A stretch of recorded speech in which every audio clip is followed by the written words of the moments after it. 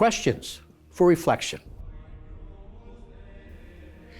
In the first reading for this first Sunday of Advent, taken from the Messianic prophet Isaiah, we hear the prophet give voice to the people of Israel who longed for the Lord to come. And I quote, "Return for the sake of your servants, the tribes of your heritage.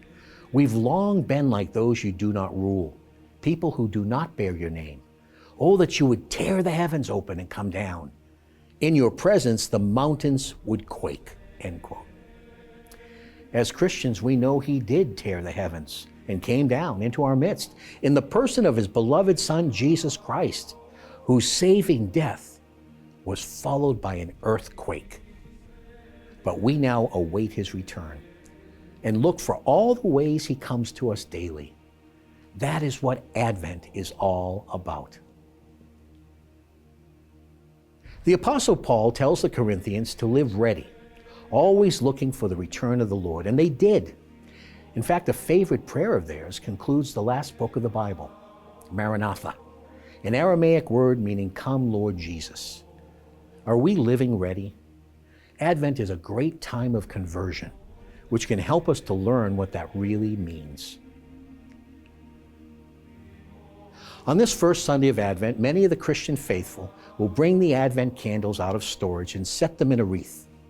Over these weeks preceding Christmas, Christians around the world will gather, pray, and sing together, inviting the coming of the Lord into our lives, our homes, our churches, and into the world which God still loves so much that he sends his only Son. Jesus continues to come to the world through his mystical body, the church, of which we are members.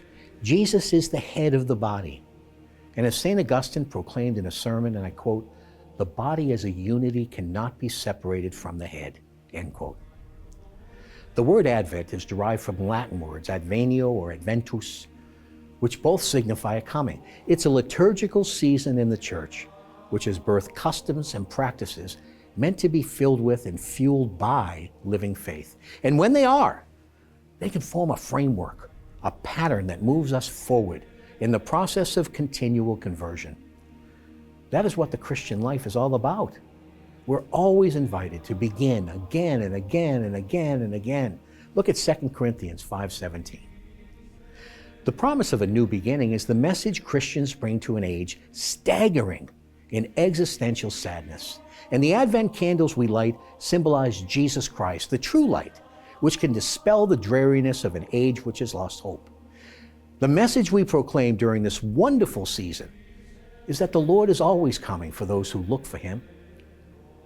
The celebration of Advent dates back to the 4th century, but the practice of preparing for the coming of the Lord by living as though he is always coming goes back to the very beginnings of the church. Through the history of the Western Church, the season of Advent has become a significant part of the pattern of life, faith, culture, and worship that is Christianity. During the weeks which precede the Nativity of the Lord Jesus, Christ Mass, Christians, Catholics, and others are invited by the Church to prepare, to get ready, to make a place for the Lord in our lives and in our homes, to anticipate his comings. The gospel for this first Sunday of Advent is short, but key to living this Advent season fruitfully. We must stay awake, always watching for the comings of the Lord. How are we doing?